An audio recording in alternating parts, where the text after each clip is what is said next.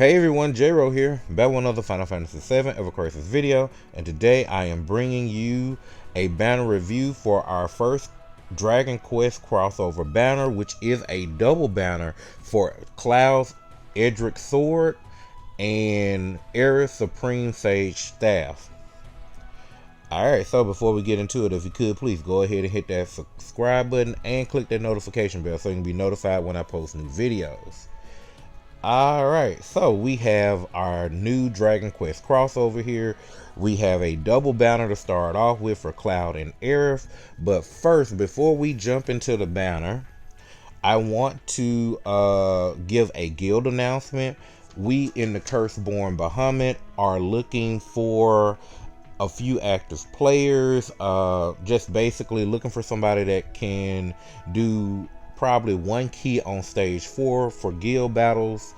There will be a link in the description of the video to the Curseborn Discord where you will be able to tag either me, one of the other guild members who is doing recruitment, Sage, and another guild member named G Free. Just tag any one of the three of us and we will be able to assist you. Basically, G Free and Sage are doing the recruitment part of it, so those are the people you'll be able to talk to. But if you can't find them, you can always just tag me and I'll direct you to them. Alright, like I said, that link to the Curseborn Discord will be down below under the timestamps. You'll see a segment under the timestamps for this video description. Alright, so let's go ahead and jump into what we are here for, the double banner here. Alright, so let's go ahead and first we're gonna look at Cloud's weapon animation. He looks so cool. Hey, AoE lightning, yay. And Aerith looks pretty cool as well. Alright, now let's go ahead and hit try on. Let's check out Cloud first. And let's just look at this outfit. This looks pretty cool for Cloud, honestly. Let me zoom out. Yeah, this looks really cool. I like this sword for Cloud. Like, it's different than any of these big great swords that we're used to seeing for him. This reminds me kind of like ceremonial sword. But I like the small cape on the back, you know, like a heroic cape and armor set. If it had had a helmet, that would have been even better, honestly. But I like this overall. I love the purple accents. Well, the purple armor with the gold accents. And look at the red ruby in the middle of the chest. That's pretty cool. Yeah, everything about this outfit is nice. I have no true knowledge of Dragon Quest at all, so I'm assuming Erdrick is one of the main characters and Cloud is mimicking him here. Alright. Since we're talking about outfits, let's go ahead and look at Aerith right quick. And I like this for Aerith. She looks like a summoner mage, like from Final Fantasy X to me, honestly. Yeah, this old sage staff right here, it looks really nice. Yeah, she looks like she's just a strong magic user and she's here to protect or to destroy. Yeah, I really like it. Alright, now let's go ahead and find out what these outfits do. We'll start off with Cloud's. It has boost lightning potency for 15 points, so it will give us lightning damage 25%.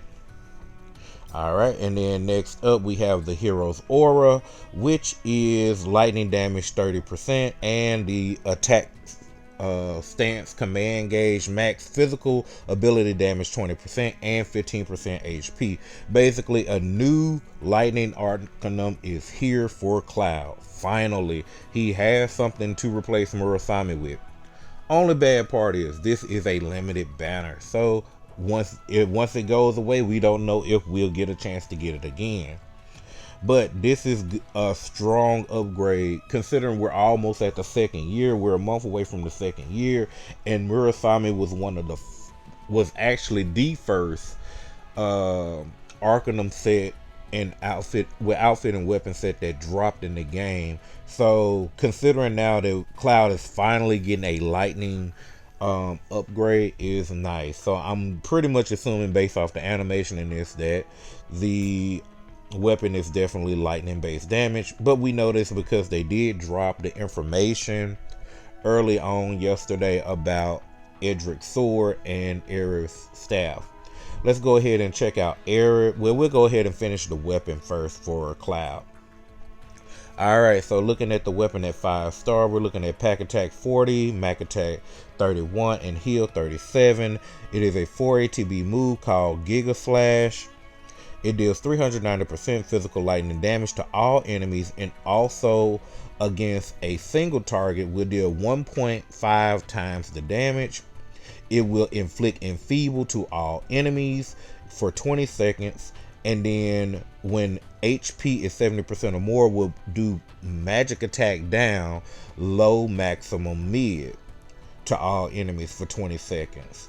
So this is really interesting because now Cloud has a physical lightning DPS weapon that does enfeeble, which is really good. And it does AoE magic attack down. Like, the first thing that comes to mind is that this is great for Bahamut Leviathan, hands down, because you need both. You need magic attack down and you need lightning damage. Well, you got both here in one weapon. And then you have enfeeble, so that also means technically the debuff is actually pushed a tier further down. All right, the R ability is physical attack and then lightning potency. And then we have double physical attack and circle sigil boost number 1. So only 2. Okay. Got to start looking for that sigil boost level 2 now, since they've introduced it. Okay. Now let's get to the new fun here. Let's go to 130. We now have weapon abilities at 130. I went ahead and tried to check it out in enhancement.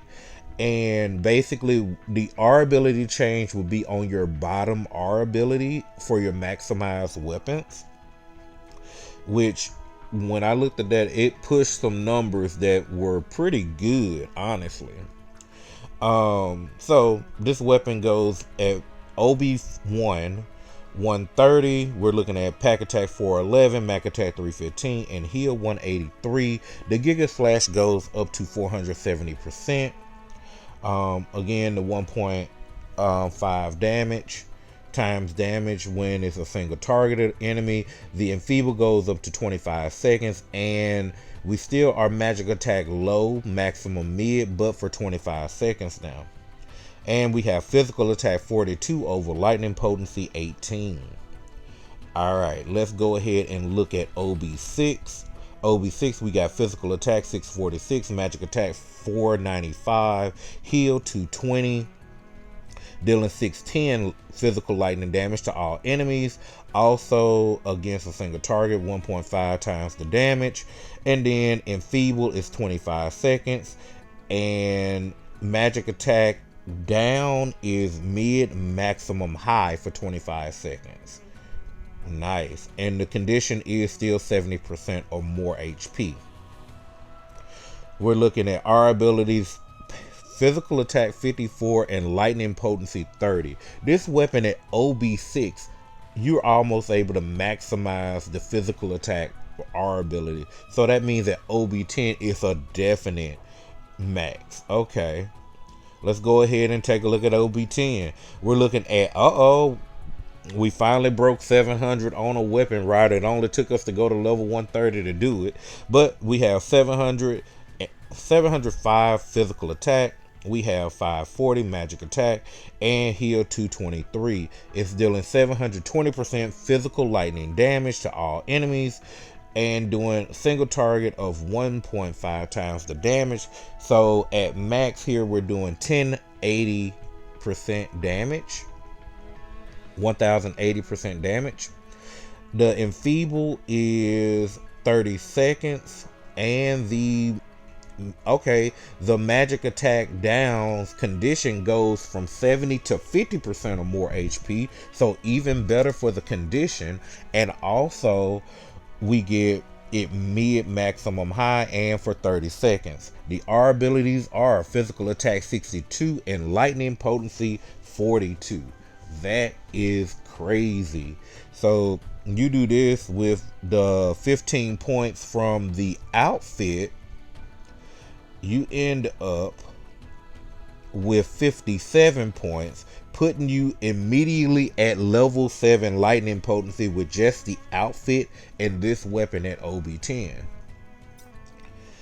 Okay, pretty strong, pretty strong. Honestly, I like this weapon. It has a lot of utility for it to be a AoE DPS weapon. Not only is it able to do AoE, but it's also able to do single target as well. Single target damage, it will not outdo Zenogre. I want to go take a look at that right quick. Let me go look. Because if I'm not mistaken, Zenogre is... Here it is. The Zenogre blade is 940 with 1.2, so it is 1128%. So the Zenogre blade has almost another 100% worth of damage, but it doesn't have anything extra with it, unlike Cloud's new weapon. Let's take a look at Murasame, with the weapon that this is really replacing. We're in the age now where we're replacing our weapons. 720 is only 30% less than what the Murasame originally had, but with this weapon doing basically 1080 to a single target, it's doing what Murasame does for AoE damage, and then on top of that being able to do a lot of damage to a single target. So yeah, it's gonna be pretty strong indeed. All right, so my thoughts about Cloud's weapon initially is that if you're gonna go for it, you have to go for it to OB10 to get the best use out of it. Yeah, you just have to go for OB10 to get the best use out of it. With it being a DPSing weapon that doesn't have with it being a crossover DPSing weapon, we do not know if it's going to come back. So we do definitely need to, if you can maximize it, maximize it. Just taking a quick look at OB6, looking at that 610, going times the 1.5, quick math right quick. You're looking at 915 damage. 915%. So if you get it to OB6, it's still a very strong replacement for Murasame, don't get me wrong, but you know, the cream of the crop of it you get from OB10 130. Okay, all right, so that's enough about Cloud. Let's hop over to Aerith. We've already checked out our outfit, but now let's see what the outfit does. It does boost HP all allies, giving us all allies HP plus 25 and an additional 7%. That's pretty good. This is a new R ability for us, which is good because, you know, sometimes we have problems getting those survivability stress thresholds, but this is good. Sage is wisdom, healing potency time 15%, and then physical magical defense 15%. Not the best of an outfit for Aerith, but it is strong. It has healing and it has physical magical defense, and it's giving HP to everyone, so it's pretty good. Let's go ahead and check out the Supreme Sage staff. Looking at it with a 5-star. Physical attack 26, magic attack 40, and heal 44. Is the name of the ability is Magic Burst. It is a 4 ATB move that deals 480% magic non-elemental damage to all enemies with a crit rate of 10%. Also deals an additional 20,000 non-elemental magic potency damage to all enemies. And then when HP is 70% or more, gives exploit weakness to all allies. Potency 20% for a duration of 30 seconds. and this will decrease the summon gauge 100% on Aerith. Provides the R abilities of boost HP and heal. And we are looking at magic attack, heal boost, and cure all materia slots. Alright, now let's go ahead and look at this at OB1. Physical attack is 268, magic attack is 406, heal is 216. It is dealing 580% magic non-elemental damage to all enemies, deals an additional 40k damage, and then also when HP is 70% or more, exploit weakness is 20%, but for a duration of 35 seconds. Okay, boost HP 32 and heal 24. Now let's take a look at this at OB6. We are looking at physical attack 422, magic attack 638, and heal 260. Dealing 750% magic non-elemental damage, dealing an additional 60k damage, and then also 70% or more exploit weakness is all allies is 30% for a duration of 45 seconds. And the R abilities even out at 40-40. All right. Now let's take a look at this at OB10. 130. We got physical attack 460, magic attack 696, and heal 275. We're looking at 890% magic non-elemental damage, dealing a whopping 80k additional magic potency damage, and then still the condition is HP 70% or more. The exploit weakness is still 30% for all allies, but a duration of 60 seconds with an extension of 12 seconds. And the final R abilities are boost HP 46 and heal 56. Not bad at all. So let's take a second and talk about this weapon. The main difference between OB6 and OB10 is the additional damage, which is a 20k additional damage, which can be useful. But what's more important here is the exploit weakness all allies. Yes, we did just get limited moon cloud, not cloud, but red 13's ultimate weapon, which does basically the same thing, giving a heal and exploit weakness to all allies, but for 40%. And then we also have Rocker's Guitar. I will go to wish list right quick to look at it.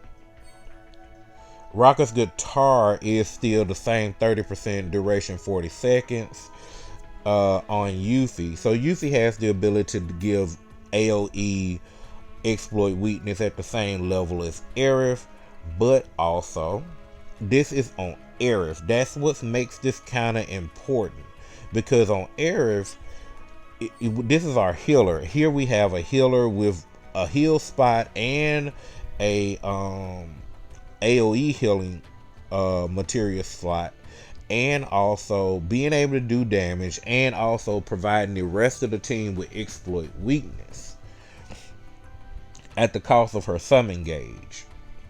One thing I will want to test with this weapon is how, if you don't use a summon, this weapon is effective. So I might do a small video just testing that and showing you what I find out from that. But other than that, this is a strong weapon for at OB6 to me, honestly. The potency, the only thing that changes, the exploit weakness goes up by 15 seconds. But if you're constantly recasting this, or every so often recasting this, it wouldn't be a problem. But this is pretty good because Aerith is a strong utility healer for everyone in the game so far. So this just means you can, if you already have red, but if you had Aerith as well, it just brings two healers now that has the ability to bring your exploit weakness, whereas remember, Cloud and Vincent both still do not have exploit weakness. Or even, for instance, if you needed to bring your Glenn as the water DPS, or something of that nature, now we have Red and Aerith that can assist with giving him exploit weakness. But the combination of Cloud and Aerith together is pretty insane to me, because you get a lot with them two in a team together. All right, I'm glad to see that it's not, the additional damage isn't gated to how much the summon gauge is drained. So that's good to know. It's just gonna drain the summon gauge 100%. So I guess whether it's at 1% or 100%, you're gonna get the same amount of damage no matter what. So that's good. All right. So I think we've talked enough about Cloud and Aerith. Let's go ahead and take a good look at our ultimate weapon for this banner. We do have Lucia's Aldebaran or something to that degree. I am probably butchering that name. Excuse me if I am. But here we are, the Aldebaran or Aldebaran. It is physical attack 207, magic attack 203, and heal 137. The ability name is Triple Split Shot. Charges 50 seconds. It deals 2000% physical, magical, non-elemental damage to a single enemy. It does apply HP gain to all allies for 30 seconds. So that's the ability that Glenn had on his Pirate's Glaive. And then when trigger, restores 10% of the target's max HP. So this HP gain will allow you to gain 10% of your maximum HP. And then it provides amplification for physical and magic abilities for all allies. The duration lasts for 50 seconds. That is basically the Vincent death penalty ability. So now, and its amplification is 30% for a duration of 50 seconds for all of those abilities that are in that criteria. And then we have buff debuff extension for the R ability, and then haste boost for the other R ability, which allows us to have haste at the beginning of the battle for 15 seconds. So I think this is really good because it will allow you to, start the battle with haste, giving you a chance to get your buffs and debuffs up a little bit quicker. Then if you're really combining this with Lucia's new limit break weapon, you're already going to get an additional 2 ATB too when she inflicts the enfeeble. So that's pretty good. Yeah, this is a strong ultimate weapon to me. Now, what I do want to check while I am here, let me go to Vincent right quick. Wait, I forgot just that quick. What's that percentage? It is 30%, right? Okay, let's go to Vincent. Let's see, death penalty is 40%, so it's not as strong as death penalties. Okay, so that is one thing to note. This is 10% less damage than death penalty, but it's 3 charges as well, and the initial use is 15 seconds. So yeah, you don't get as much damage, but you get an additional damage shot. So this is pretty good for long battles, in my opinion. All right. So that takes care of that for the banner review. Let's go ahead and I'm gonna probably do my pulls in a separate video because this banner review was pretty long. So we'll go and check out the stamp card right quick because this is a very interesting stamp card. We have 1, 2, 3, 4. So that's 48 attack memories and 48 heal memories on the first page. That is insane. We do have our standard guaranteed weapon slots on stamp 2 and 6, which you can choose whether you want Cloud Sword or Aerith Rod. And then we have an outfit in stamp 12. Then on page 2 we have our generic 3 copies here. So by the end of page 2, if you go with one weapon only, you can end out on OB4.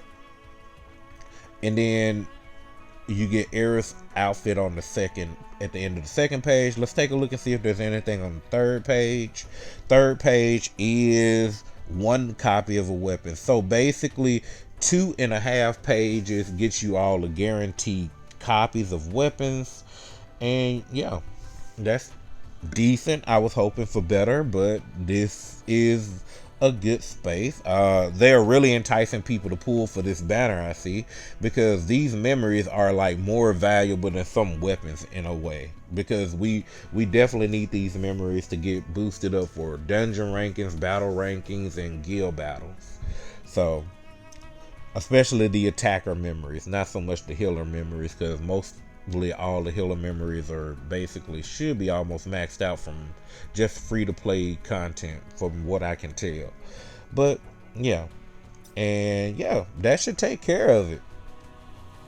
Alright, so like I said, I wouldn't normally do both my pool and my banner review in the same video, but this time I'm just going to go ahead and separate the two, because like I said, this is a long enough video as is. I did not expect this to be a double banner, which ended up meaning it was a lot of information to cover. So we'll just do my pools in the next video. I will say here now, I do plan on doing the 2.5 pages. So yeah, expect that for the video following this one. All right. Well, I want to remind you again that we at the Curseborn Bahamut are looking for at least a stage 4 hitter, maybe multiple. So if you feel as though that is something you are interested in, trying to transition to a guild that does have at least 10 top 10 tops of guild battles out of the 13, just remember there's a link down below for the Curseborn Discord. Remember, you can either hit me, tag me, my name J-Ro SSJ2. Another member of the Curseborn Bahamut that is doing recruitment is G Free, and the other one is Sage. And we will get you to who we need you to talk to see if you are a good fit for the Curseborn Bahamut. Alright, well, with that being said, I hope you enjoyed the video. I hope you found it informative. If you did, remember to leave a like on the video, leave a comment down below, subscribe to the channel for more Final Fantasy VII Ever Crisis content, click the notification bell so you can be notified when I post that content, and with that, I'll see you in the next one. Later!